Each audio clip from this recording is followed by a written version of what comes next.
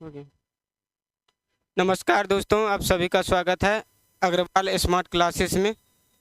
और मैं आपको आज हिंदी मीडियम में जो है बायोलॉजी 12th का क्लास करवाने वाला हूं।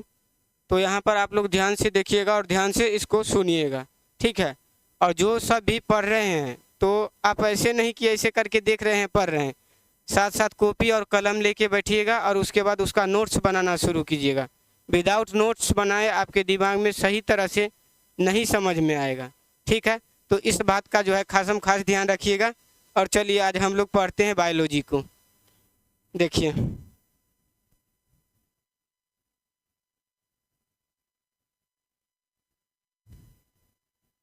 देखिए आपका आज बायोलॉजी का क्लास चलेगा।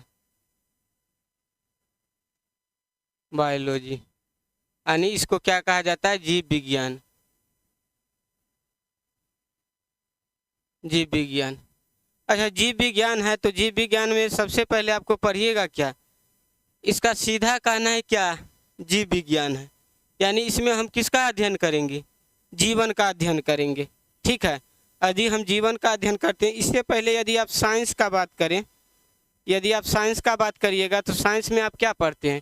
ये तो जीव विज्ञान है, जीव विज्ञान। तो इसमें आप क्या करिएगा? जीवन का अध्ययन, जीवन का अध्ययन यानी स्टडी ऑफ लाइफ, यानी आप जीवन का अध्ययन करिएगा, ठीक है। और जैसा कि आप है साइंस का यदि बात करेंगे तो हम थोड़ा सा साइंस को पार्ट में बांटते हैं। देखिए साइंस, साइंस को कितने पार्ट में बांटा है? 2 पार्ट में, ठीक है। 2 पार्ट में बांटा है। और 2 पार्ट में पहला पार्ट क्या है? एक है फिजिकल साइंस और दूसरा है लाइफ साइंस। तो क्या है? Physical science.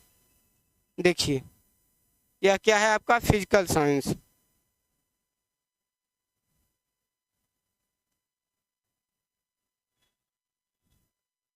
फिजिकल साइंस यानी भौतिक विज्ञान।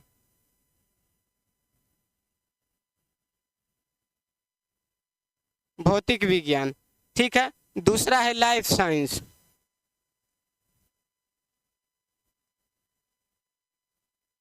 लाइफ साइंस है। लाइफ साइंस का हिंदी क्या होता है? यानी लाइफ का मतलब है दोस्तों जीवन, और साइंस का मतलब तो आप जान ही रहे हैं कि विज्ञान, यानी जीवन का विज्ञान। तो अब देखिए, अब क्या है कि फिजिकल साइंस को भी 2 पार्ट में बांटा है, यानी भौतिक विज्ञान को भी कितने पार्ट में? 2 पार्ट में बांटा है भौतिक विज्ञान को। अब भौतिक विज्ञान की बात करें, आप 2 पार्ट में बांटिएगा तो इसको 2 पार्ट में बांट दीजिए। तो 2 पार्ट में बांटिएगा तो यहाँ पर एक होता है फिजिक्स, फिजिक्स, और एक होता है केमिस्ट्री, यानी भौतिकी इसको कहते हैं आप, भौतिकी। और ये क्या है आपका? रसायन विज्ञान।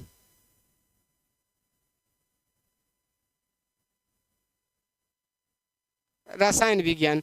तो इससे देखिए क्या है आपका कि भौतिक और रसायन क्या है, इसमें किसका अध्ययन आप कर रहे हैं? निर्जीव का अध्ययन कर रहे हैं। क्योंकि इसमें तो जीवन है नहीं, जीवन है एकोगो में? नहीं है। लेकिन यहाँ पर सीधा कर रहा है कि जीवन का अध्ययन, यानी आप लाइफ का अध्ययन यहाँ पे कर रहे हैं। तो यह दोनों क्या है? निर्जीव है। यह दोनों क्या है? निर्जीव। देखिए, यानी यह दोनों क्या है आपका? निर्जीव, यानी नॉन लिविंग है, इसमें जीवन नहीं है, ठीक है। और इसमें आप जीवन का अध्ययन करेंगे तो जीवन किस में रहता है? तो सजीव में रहता है, सजीव। अभी देखिए हम साइंस को डिफाइन करना चाह रहे हैं, ठीक है, कि साइंस है क्या। साइंस में आप अध्ययन किसका करेंगे? अब देखिए, तो यहाँ है निर्जीव और यहाँ है सजीव, यानी यहाँ है लिविंग, यहाँ है लिविंग, और यह क्या है? Non living.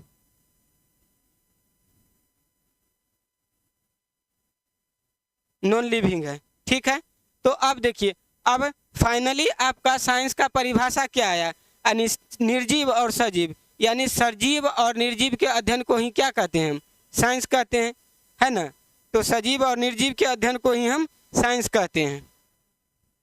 तो सीधा लिख लीजिए, सजीव और निर्जीव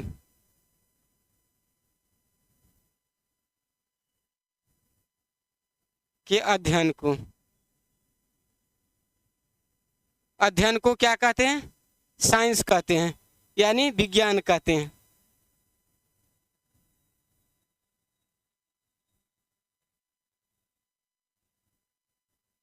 यह है आपका साइंस का परिभाषा। आप देख लीजिए कि किस तरह से साइंस का परिभाषा को क्या किया जाता है, फॉर्म किया जाता है। आप यहाँ अब देखिए, अब यहाँ से आपको अब जीवन का कंसेप्ट आ गया कि जीव का जो है, यहाँ पर जीवन का अध्ययन करेंगे तो सजीव तो आ गया आपका, ठीक है, सजीव आ गया, ठीक। अब सजीव आ गया तो इसका अध्ययन करेंगे तो किस बेसिस पर करेंगे? सबसे छोटा पार्ट इसका क्या होता है, पहले उसका स्टडी करेंगे, उसके बाद देन दूसरे चीज़ का स्टडी करेंगे। तो सजीव का इकाई का बात करेगा तो इकाई का बात क्या होता है? इकाई क्या कहा जाता है? सेल कहा जाता है, यानी सेल को इकाई कहते हैं, यानी कोशिका। तो इसकी सबसे छोटी इकाई क्या है? कोशिका होता है। आपको क्वेश्चन पूछता है कि बताइए कि जो है सजीव की संरचनात्मक एवं क्रियात्मक इकाई को क्या कहते हैं? तो वह क्या होता है? कोशिका। तो यह क्या है? संरचनात्मक एवं क्रियात्मक इकाई। यह देखिए, इसको क्या कहेंगे? सजीव की संरचनात्मक एवं क्रियात्मक इकाई।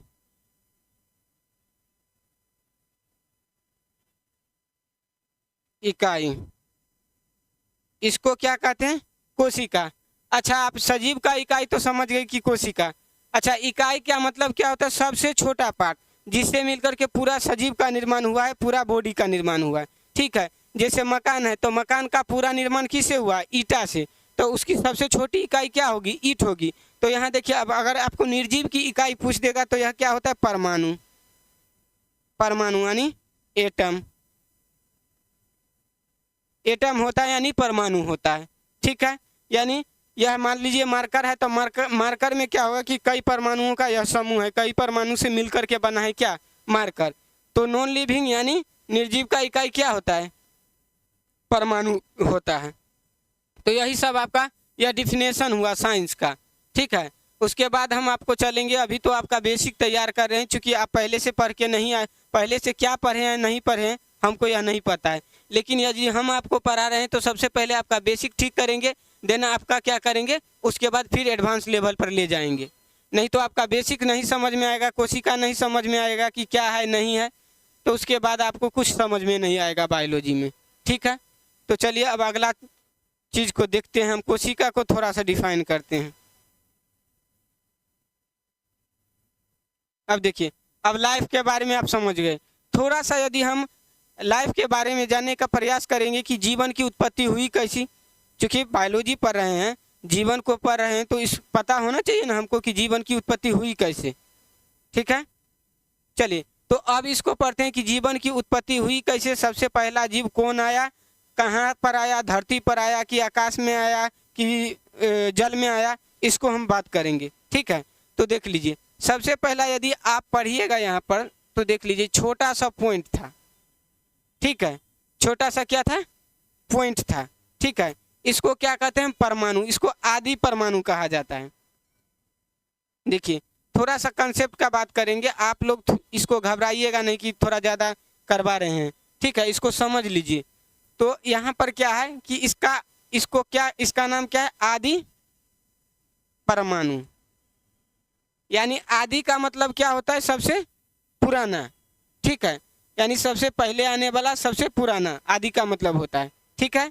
तो अब देखिए, आदि परमाणु था। अब आदि परमाणु था तो देखिए इसका क्या था? इसमें घनत्व बहुत ज्यादा था। क्या था?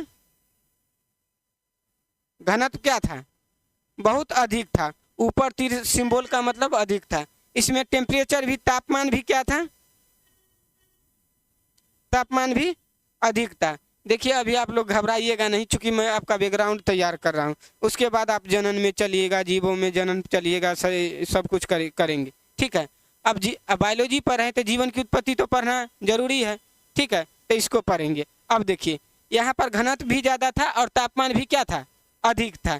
तो देखिए, जिसका घनत्व अधिक रहेगा, तापमान अधिक रहेगा, कभी न कभी वह क्या करेगा?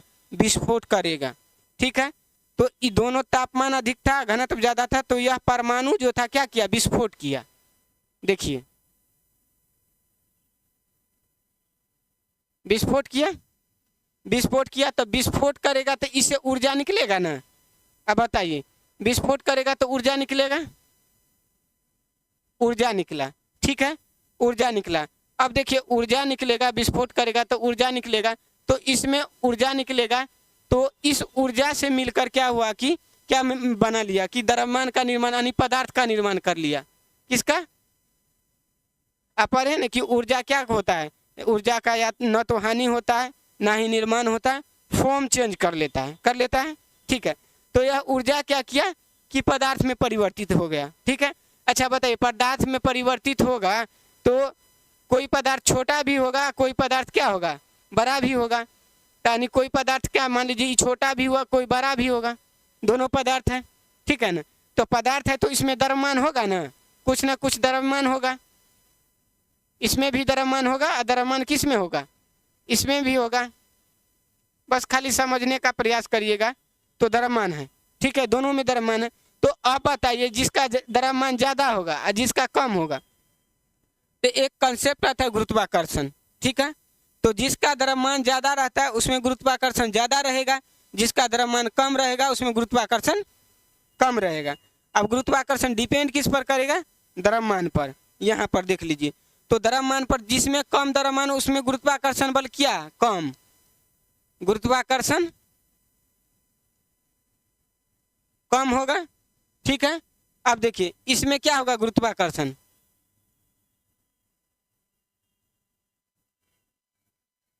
अधिक होगा, ठीक है। तो अब बताइए जिसमें अधिक गुरुत्वाकर्षण रहेगा वह क्या करेगा, कम गुरुत्वाकर्षण वाले को क्या करेगा, अपने आप में खींच लेगा ना, चिपका लेगा ना। देखिए अब मान लीजिए इसमें ज्यादा गुरुत्वाकर्षण इसमें कम है, तो जिसमें ज्यादा पावर रहेगा कम पावर वाले के अपने और खींच लेगा ना, तो अपने और में चिपका लेगा। तो जितना भी छोटा बड़ा पदार्थ था, तो जो बड़ा पदार्थ था ज्यादा गुरुत्वाकर्षण के कारण क्या किया, अपने में सबको चिपका लिया, सटा लिया। जब अपने में सबको सटा लिया तो देखिए इसी तरह बड़ा एगो पिंड बन गया। तो जो बड़ा पिंड बन गया तो यही सब क्या होता है, ग्रह।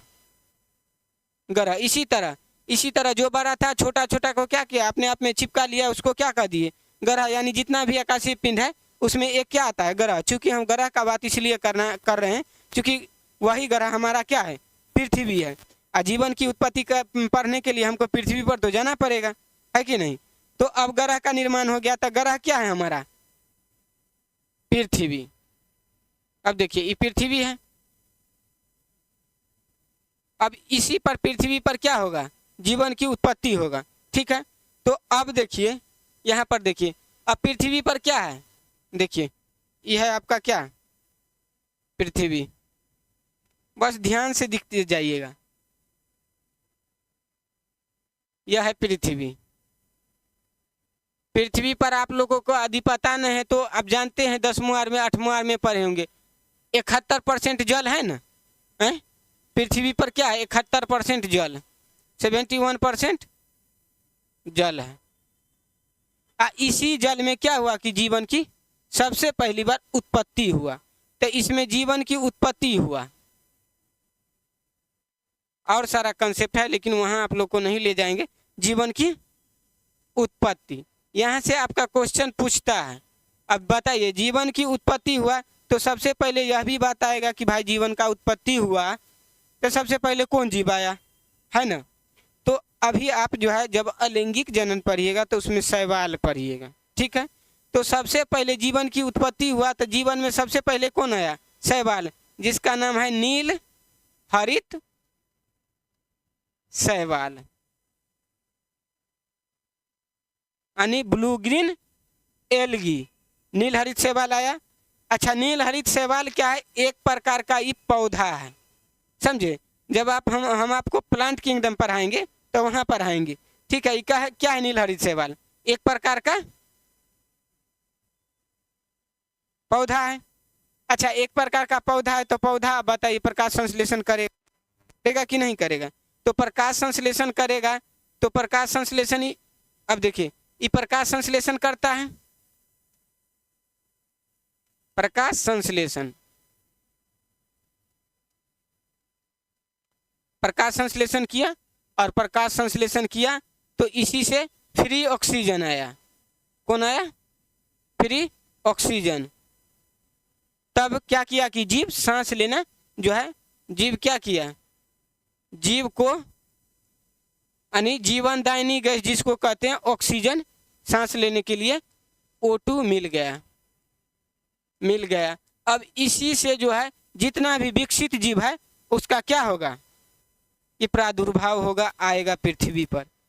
अब हम यहाँ से जीवन का कंसेप्ट आ गया, जीवन का निर्माण कैसे हुआ, कहाँ हुआ। तो आपसे क्वेश्चन पूछेगा कि बताइए जीवन की उत्पत्ति सबसे पहले कहाँ हुई? जल में। जल में हुई। सबसे पहला जीव, सबसे पुराना जीव कौन आया? नीलहरित शैवाल आया। ठीक है, यही आया तो ये प्रकाश संश्लेषण किया, और प्रकाश संश्लेषण किया तो फ्री ऑक्सीजन क्या हुआ कि इन्वायरमेंट में आया, और फ्री ऑक्सीजन आया तो जितना भी विकसित जीव है क्या करता है, सांस लेने का में किसका प्रयोग करता है? ऑक्सीजन का। इसीलिए इसको जीवनदायिनी गैस कहा जाता है। ठीक है, आप समझ गए? अच्छा, लाइव है या रिकॉर्डेड है? चलिए, ये हो गया। ठीक, अब आइए, ये हो गया तो अब आगे चलते हैं। अब देखिए आपका जीवन की उत्पत्ति हो गया। तो अब जीवन की उत्पत्ति हो गया तो हम क्या बताएं कि सजीव की इकाई क्या होता है? कोशिका होता है, बताएं ना। तो अब कोशिका, अब कोशिका को, कोशिका, तो कोशिका कितने प्रकार का? 2 प्रकार का। ठीक है, 2 प्रकार का। एक होता है प्रोकैरियोटी, एक होता है यूकैरियोटी सेल, 2 प्रकार का। ठीक है, तो अब देखिए एक होता है प्रोकैरियोटी, प्रोकैरियोटी कोशिका। ठीक है, और एक क्या होता है?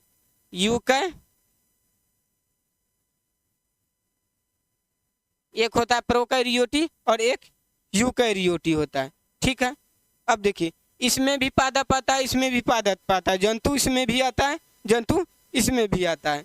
तो हम यदि पढ़ रहे हैं तो सबसे पहले इसको पढ़ लेते हैं। किसको? अब देखिए कोशिका को, कोशिका को पढ़ेंगे ठीक ठाक से तो इसको समझ में आएगा। सीधा आप जान लीजिए कि प्रोकैरियोटी सेल में क्या होता है कि केंद्रक का विकास नहीं होता है। क्या होता है इसमें? केंद्रक का विकास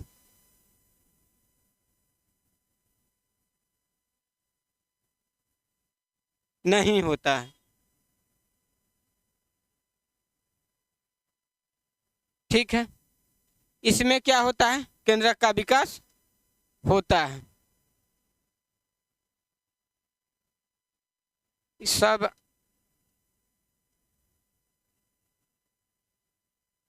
अच्छा, आप लोग को हम बताए हैं कि जितना भी अनुवांशिक पदार्थ होता है, DNA, RNA और गुणसूत्र कहाँ रहेगा? केंद्रक में रहेगा। कल बताए हैं। तो केंद्रक में रहेगा तो अब बताइए, तो इसमें तो केंद्रक होता नहीं है तो फिर प्रजनन नहीं करेगा। अनुवांशिक चीज, अनुवांशिक पदार्थ रहेगा तो DNA, RNA रहेगा, गुणसूत्र रहेगा, तभी तो क्या करेगा? प्रजनन करेगा। तो प्रजनन करेगा तो इसका मतलब इसमें भी होना चाहिए कि नहीं होना चाहिए? तो होगा। तो अब बताइए इसमें होगा तो कहाँ रहेगा? केंद्रक नहीं है तो केंद्रक नहीं है तो कहाँ होगा? कोशिका द्रव्य में होगा ना, कोशिका द्रव्य में होगा। ठीक है, और यहाँ क्या होगा? केंद्रक में होगा, चूंकि यहाँ पर केंद्रक होता है।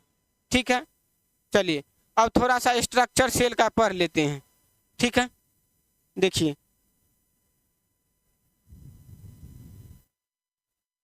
अब सेल का स्ट्रक्चर हम आपको यदि पता है तो देख लीजिए।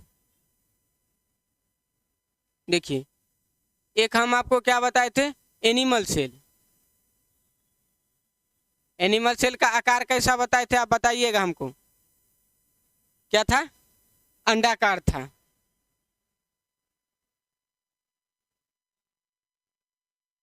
अंडाकार था। ठीक है, और एनिमल सेल का कैसा था? आयताकार था, या चौकोर आप कह सकते हैं या वर्गाकार कह सकते हैं, इस टाइप का था। ये है आपका क्या? एनिमल, सॉरी, थोड़ा छोटा बनाते हैं, दिख रहा है थोड़ा सा इधर।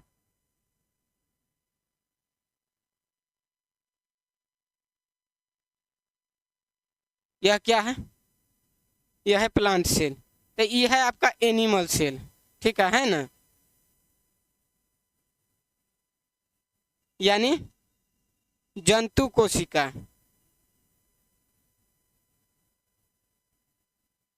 जंतु कोशिका यह क्या है? पादप कोशिका।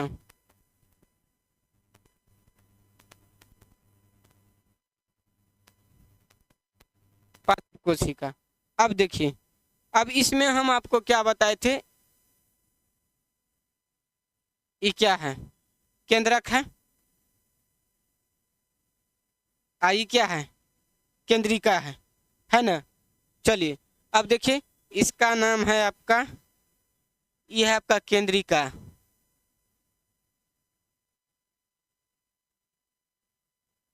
केंद्रिका यानी न्यूक्लियोलस, ठीक है। यह क्या है? केंद्रक।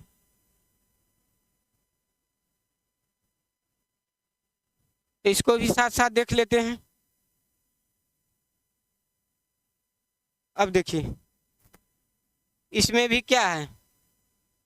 यह केंद्रक, ये क्या है? केंद्रिका है। तब मान लीजिए ये भी इसी में हम डॉट कर देते हैं। और यह क्या है? एक केंद्रक है और केंद्रिका है, ठीक है। अब देखिए, अब इसमें माइटोकॉन्ड्रिया होगा। माइटोकॉन्ड्रिया,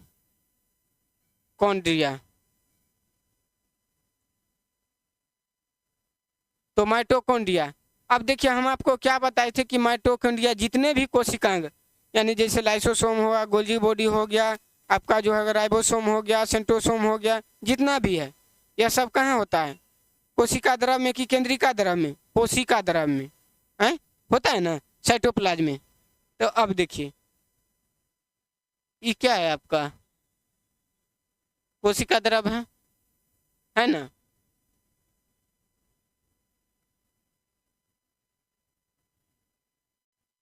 ये कोशिका द्रव है, ठीक है। कोशिका द्रव है। यहीं पर आपका क्या होता है कि माइटोकॉन्ड्रिया इस टाइप से रहता है। देखिए,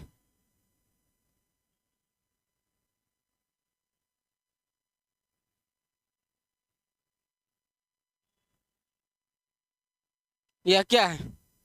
माइटोकॉन्ड्रिया। यानी इसमें भी माइटोकॉन्ड्रिया इसमें भी रहता है। किसमें? प्लांट सेल में।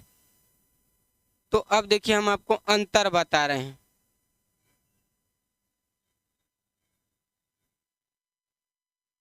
यह क्या है? माइटोकॉन्ड्रिया, ठीक है। अब आपको क्या बोले थे यहाँ पर? देखिए दूसरा, अच्छा इसमें भी तो क्या है कि इसमें भी कोशिका द्रव रहेगा, दोनों में होगा ना? जिसको पता है आप लोग हाँ हाँ बोलते रहिएगा। बच्चा में कहानी सुने, खिस्सा यार, दादी लोग सुनाती थी तो क्या कहती थी? हाँ हाँ बोलते रहना, तब हमको पता चलेगा कि तुम नहीं सोया है ना? तो चलिए, जो जानते हैं बोलिएगा। अब देखिए, ये क्या है? कोशिका द्रव, ये है ना? तो मान लीजिए मान लीजिए क्या, कोशिका द्रव इसमें भी रहता है, यानी इंग्लिश में साइटोप्लाज्म, और कोशिका द्रव इसमें भी रहता है, ठीक है ना? अब देखिए, माइटोकॉन्ड्रिया इसमें भी है, माइटोकॉन्ड्रिया उसमें भी है। अब देखिए, यहाँ पर राइबोसोम है, ये क्या है? राइबोसोम है। और यहाँ पर भी क्या है? इसमें भी तो राइबोसोम रहता है ना? तो दोनों में राइबोसोम क्या होगा? राइबोसोम इसमें भी रहेगा और इसमें भी है, दोनों में है। उसके बाद बताइए, उसके बाद गोल्जी बॉडी है, ठीक है। गोल्जी बॉडी थैलीनुमा संरचना होता है इस टाइप का, तो गोल्जी बॉडी। यहाँ भी क्या है? गोल्जी बॉडी है। तो गोल्जी बॉडी, इसका मतलब क्या होता है कि दोनों में रहता है।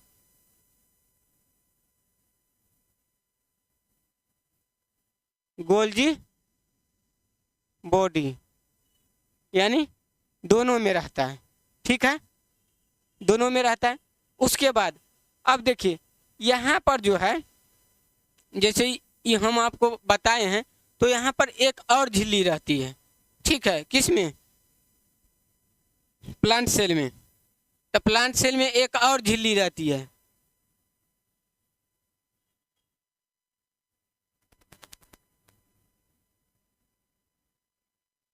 एक और झिल्ली रहती है, तो इसको क्या कहा जाता है? कोशिका झिल्ली। यह क्या है? यह देखिए, यह क्या है? कोशिका झिल्ली, कोशिका झिल्ली। यह क्या है? इसमें भी कोशिका झिल्ली। देखिए दोनों में अभी जितना इसमें है उतना सेम सेम है, ठीक है। अब देखिए यहाँ पर एक होता है वैक्यूल, ये वाला छोटा सा इसमें है, ठीक है, लेकिन इसमें क्या होता है? इस टाइप से रहता है, इस टाइप से। तो यह बड़ा सा है, तो यह क्या है? रसधानी इसको कहते हैं, रिक्तिका, रिक्तिका इसमें भी है और रिक्तिका इसमें भी है।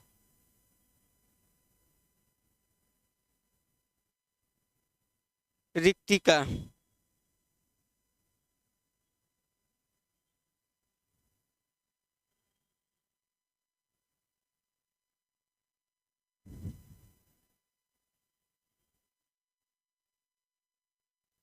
इसमें भी है और इसमें भी है, यानी दोनों में है। तो इसमें छोटा होता है या नहीं के बराबर होता है, या बहुत छोटा होता है, ठीक है। इसमें क्या होता है कि बहुत बड़ा होता है, रिक्तिका, ठीक है। अब देखिए जितना भी है अभी सब सेम सेम है, ठीक। अब पूछता है कि पादप कोशिका और जंतु कोशिका में अंतर। तो सबसे पहले यह क्या होता है? गोलाकार होता है, अंडाकार शेप, इसका आकार, इसका आकार क्या होता है? आयताकार या चौकोर कह सकते हैं, ठीक है। अब देखिए, अब इसमें देखिए, अब दो झिल्ली बताएं, एक ये वाला झिल्ली है और एक इसमें देखिए ये वाला झिल्ली है ना, है बाहरी झिल्ली, तो इसको कहते हैं कोशिका भित्ति।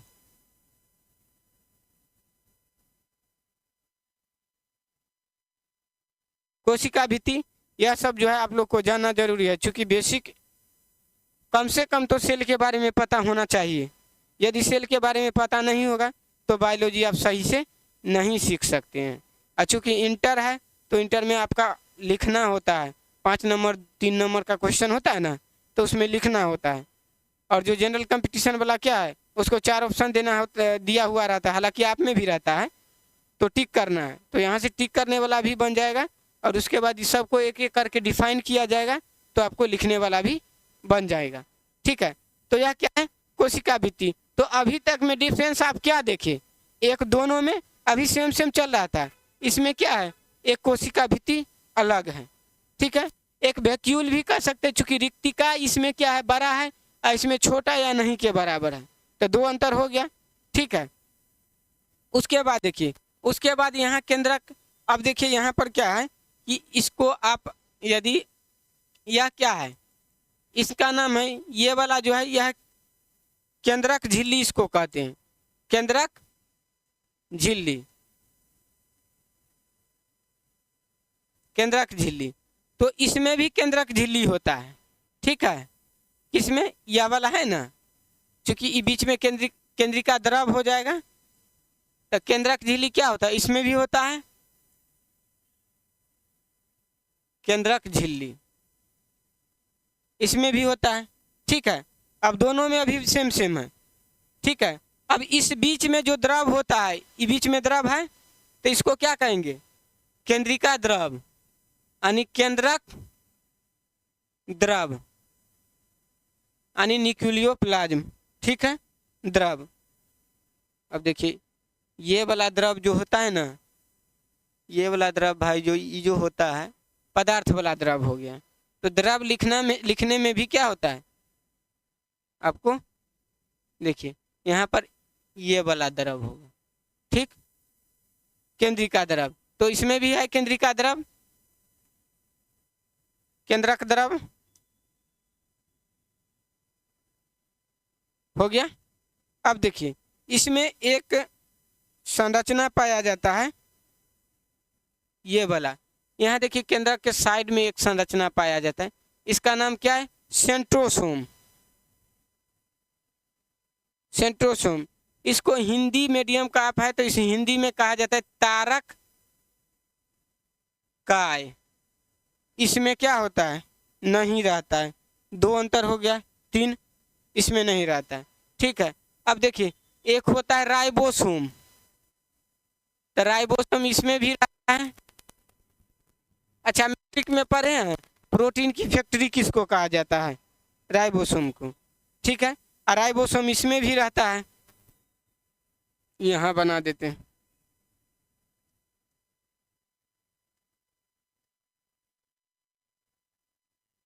राइबोसोम इसमें भी रहता है।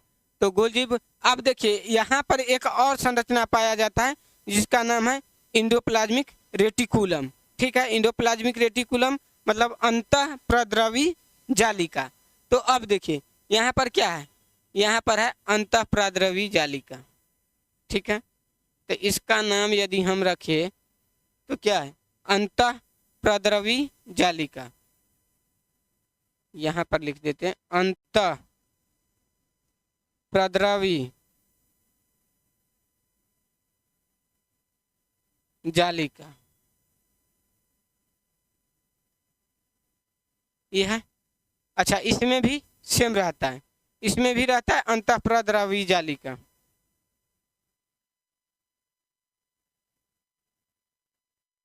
ये वाला तो अंतः प्रद्रवी जालिका जालिका होता है। यह देखिए 2 प्रकार का होता है, एक स्मूथ होता है, एक रफ होता है। अंतः प्रद्रवी जालिका कितना प्रकार का? 2 प्रकार का, एक रफ एक स्मूथ, यानी एक रुखरा एक चिकना। ठीक है, 2 प्रकार का होता है। तो 2 प्रकार का होता है, तो यहाँ पर देखिए 2 प्रकार का होता है। तो एक होता है चिकना अंतः प्रद्रवी जालिका, चिकना, और एक होता है क्या? बोलिए रुखरा। ठीक है, तो इसमें भी 2 गो होगा, इसमें भी 2 गो होगा ना। यहाँ से एक होगा रुखरा, एक होगा चिकना अंतः प्रद्रवी जालिका। तो अब देखिए यह है आपका क्या? कोशिका। तो अब बताइए प्लांट सेल और एनिमल सेल। तो प्लांट सेल में इसका सबसे पहले क्या होता है? आकार कैसा होता है बताइएगा आप लोग? इसका एनिमल सेल का अंडाकार। ठीक है, और उसके बाद बताइए आप हमको प्लांट सेल का क्या होता है? आयताकार होता है। अब डिफरेंस का बात करेंगे, कारण तो जो इसमें होता है उसमें भी होता है, लेकिन डिफरेंस किस में होता है, कौन कौन रहेगा कौन नहीं रहेगा। तो बताइए इसमें क्या होता है? इसमें है कोशिका भित्ति। कहाँ गया? सेल वाल, यह है ना कोशिका भित्ति। तो बताइए उसमें खोज के देखिए कोशिका भित्ति है? नहीं है, तो एक अंतर ये वाला हो गया। ठीक है, अच्छा एगो आता है क्लोरोप्लास्ट। क्लोरोप्लास्ट क्या होता है? जिसके कारण जो है पौधा क्या करता है? प्रकाश संश्लेषण करता है। ठीक है, क्लोरोप्लास्ट के कारण पत्ती या पौधा का रंग क्या होता है? हरा होता है, हरा होता है। तो बताइए आदमी का रंग हरा होगा या कोई जीव का होगा? तो किसके कारण? क्लोरोप्लास्ट के कारण नहीं होगा। तो इसमें क्लोरोप्लास्ट क्या होगा? नहीं होगा। तो इसमें क्या कहेंगे? इसमें क्लोरोप्लास्ट नहीं होता है। कौन सेल में? क्लोरोप्लास्ट, या इंग्लिश है क्लोरोप्लास्ट, इसको हिंदी में क्या कहिए? क्लोरोफिल, है ना, क्लोरोफिल।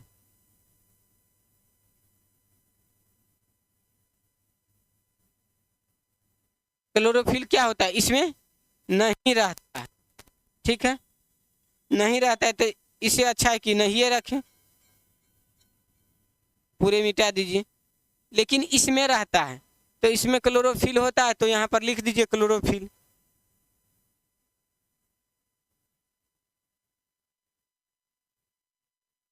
अच्छा, इसमें सेंट्रोसोम होता है, इसमें होता है?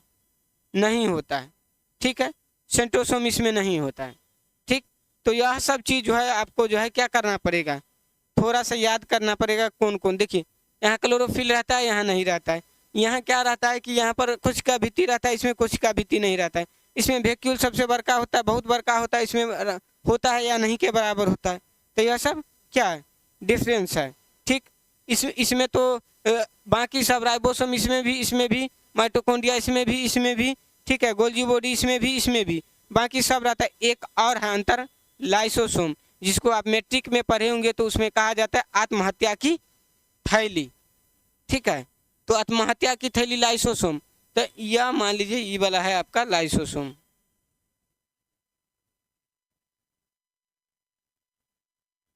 ये क्या है, लाइसोसोम। तो यहाँ पर लाइसोसोम होता है।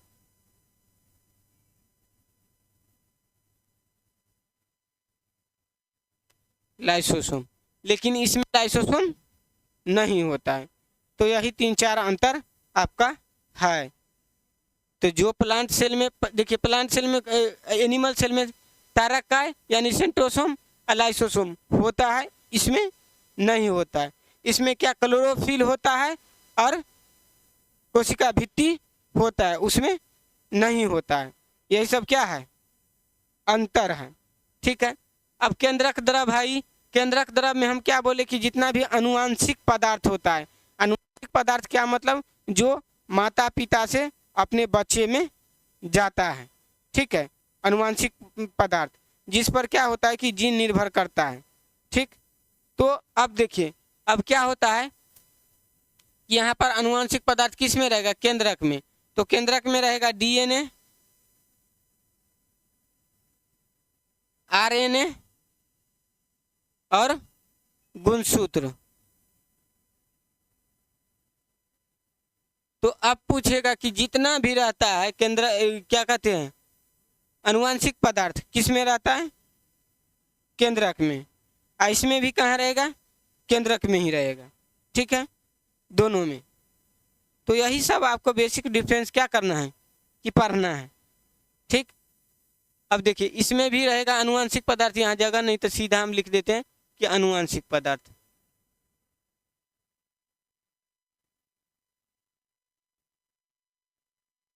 हालांकि पौधा में उतना डिपेंड नहीं करता है, लेकिन अनुवांशिक पदार्थ इसमें भी केंद्रक में ही क्या होता है कि होता है।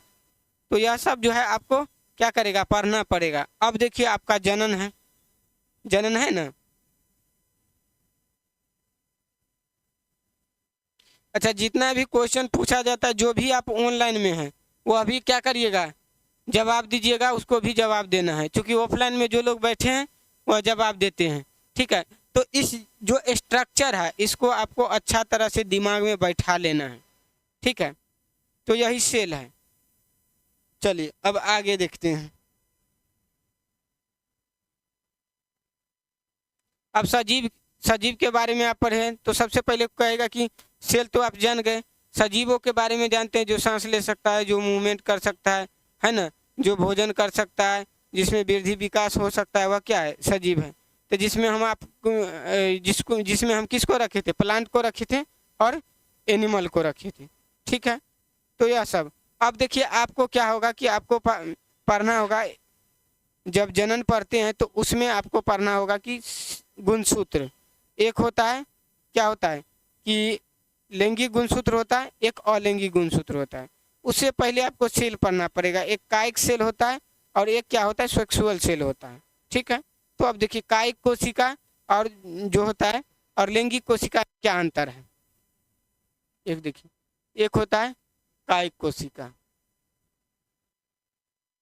ये रेड से ठीक नहीं दिखता है शायद ऑनलाइन में, बहुत को कलर विजन रहता है तो उसको लाल और हरा पहचान में ही नहीं आता है, उसको नहीं दिखेगा। ठीक है, तो यहाँ पर क्या है, कायिक कोशिका।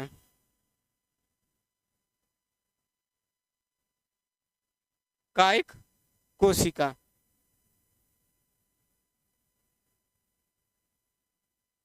एक क्या होता है, लैंगिक कोशिका। ठीक है,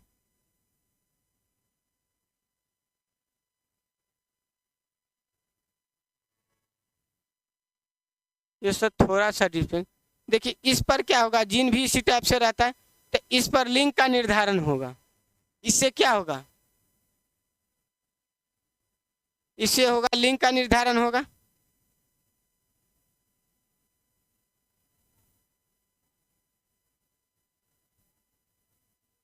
लैंगिक कोशिका,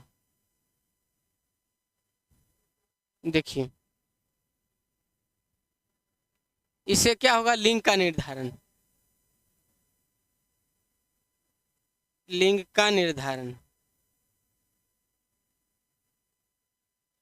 ठीक है, अब देखिए ई क्या है, आपका काय कोशिका, इसको इंग्लिश में सोमेटिक सेल कहते हैं।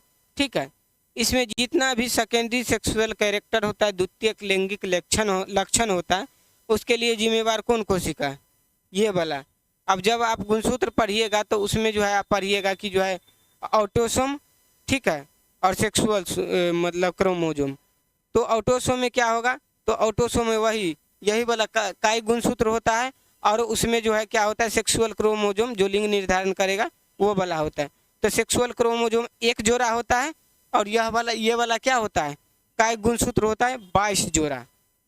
टोटल गुणसूत्र क्या होता है मानव में, 23 जोड़ा। ठीक है, तो वही वाला बात है। अब देखिए यहाँ पर क्या होगा, यहाँ पर काय कोशिका यह क्या करता है, द्वितीयक लैंगिक लक्षण के लिए क्या होता है, सब आप लोग को डिटेल में लिखाया जाएगा। अभी जो है तो यह सब आपका 11th में था, फिर 12 में भी थोड़ा बहुत होगा। तो द्वितीयक लैंगिक लक्षण क्या है, यह क्या होगा कि द्वितीयक लैंगिक लक्षण के लिए क्या होगा, लक्षण के लिए जिम्मेवार,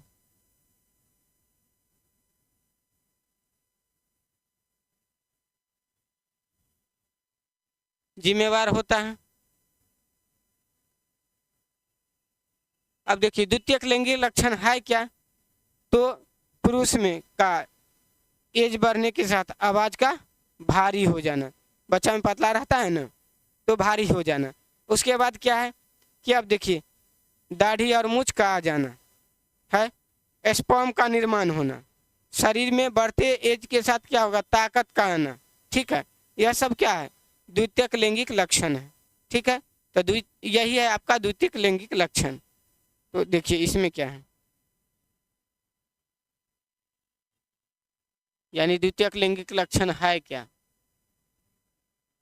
तो यह हो जाएगा क्या, आवाज का भारी होना, पुरुष में आवाज का भारी होना। ठीक है, यहाँ पुरुष लिख देते हैं, नहीं तो आप लोग महिलाओं में आवाज को भारी कर दीजिएगा।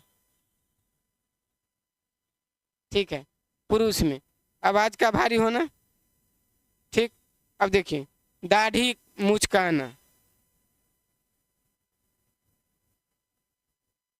दाढ़ी मूंछ का आना है ना।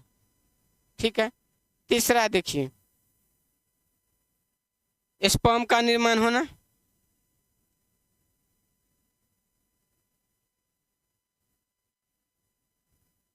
स्पर्म का निर्माण होना, बढ़ती उम्र के साथ क्या होगा, ताकत बढ़ेगा, ये वाला हो गया है ना। अब देखिए महिला में क्या होगा द्वितीयक लैंगिक लक्षण, बताइएगा आप लोग। देखिए महिला में क्या होगा, यहाँ कर लेते हैं। देखिए महिला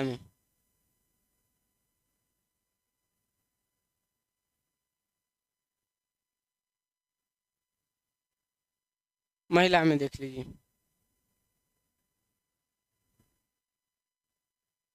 देखिए इसमें क्या होगा, स्तन का विकास होना।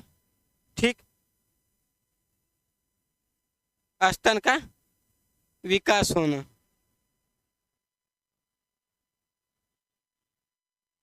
आवाज का, वैसे भी इसका आवाज तो हमेशा पतला रहता है ना, तो इसको रहने दीजिए।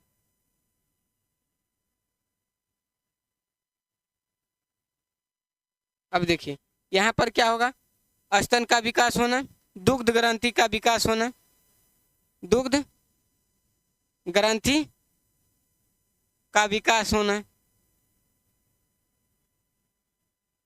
और ओभम का निर्माण होना, यानी अंडाणु का क्या होना, निर्माण होना। ओभम उसको इंग्लिश में कहते हैं अंडाणु का निर्माण होना।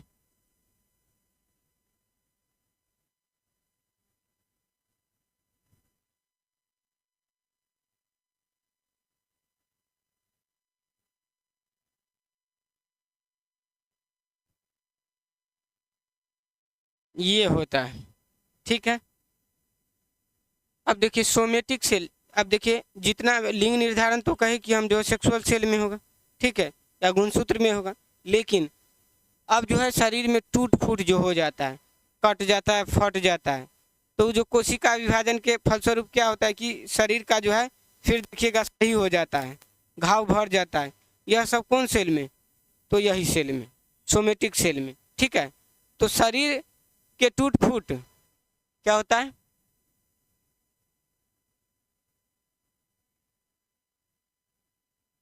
शरीर में टूट फूट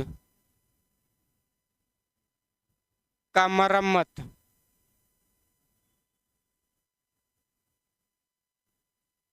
होना है, किस सेल में होता है, कायिक कोशिका में। तो अब आप समझ गए कि क्या होता है। अब जो जब सेक्सुअल सेल होगा, लैंगिक गुणसूत्र होगा और लैंगिक कोशिका होगा, तो यह क्या करेगा, यह सिर्फ और सिर्फ लिंग निर्धारण करेगा। लिंग निर्धारण का मतलब क्या होता है कि लिंग निर्धारण का मतलब होता है जब पुरुष होना कि महिला होना, ठीक है ना, लड़का या लड़की, यह सब, ठीक है। और जब जनन पढ़ेंगे तो जनन में आप पढ़िएगा कि जनन में क्या होता है कि जो है कोई भी जीव, ठीक है, अपने जैसा संतान उत्पन्न करने की उसमें जो क्षमता होती है उसी को क्या कहते हैं, जनन कहते हैं, ठीक है। तो जनन में जब संतान उत्पन्न की क्षमता होती है कोई भी जीव में, तो उसको क्या कहते हैं आप, जनन हो जाते, वो कहते हैं, यानी किसके जैसा, अपने जैसा, ठीक है। अपने जैसा मतलब क्या है कि ऐसा नहीं कि टू कॉपी, कभी कभी वो होता है, वो अलग बात है, लेकिन क्या होता है थोड़ा सा चेंज होते रहता है। तो वह थोड़ा सा चेंज किस में, गुणसूत्र में थोड़ा बहुत चेंज होता है, तो उसके कारण क्या होता है कि चेंज होते रहता है। तो अब देखिए यह आप समझ गए। तो कल से जो आपका जो है पूरा टॉपिक जो है जनन चैप्टर से लेकर के उसमें जो जितना भी सारा कुछ है वो सबको करते जाएंगे, ठीक है। अच्छा, सब चीज़ याद करते जाइएगा, कारण तो अब देखिए मेरा काम है आपको समझाना, समझाएंगे उसके बाद लिखाएंगे, यह सब आपका समझ है। अब आपको पता चलेगा कि चला है कि सेल क्या है, कायिक सेल क्या है, ठीक है, सेक्सुअल सेल क्या है, यह सब गुणसूत्र मतलब जो है जितना भी अनुवांशिक पदार्थ कहाँ रहता है, तो केंद्रक में रहता है, ठीक है। अब कहेगा कि जो है कोशिका विभाजन जब होगा और लैंगिक कोशिका विभाजन जब होता है तो उसमें पूछेगा कि कौन सा चीज़ भाग लेगा, तो अनुवांशिक चीज़ भाग लेगा, ठीक है। तो यह सब आपको जितना भी होगा वह सब अगला चैप्टर में आपको बताया जाएगा, ठीक है। आप सभी जो है ठीक ठाक से इसको देख लेंगे, अपना नोट्स तैयार कर लेंगे, चूँकि अब आपका क्लास स्टार्ट होगा, ठीक है, चैप्टर वाइज पढ़ाया जाएगा। तो आप सभी को धन्यवाद।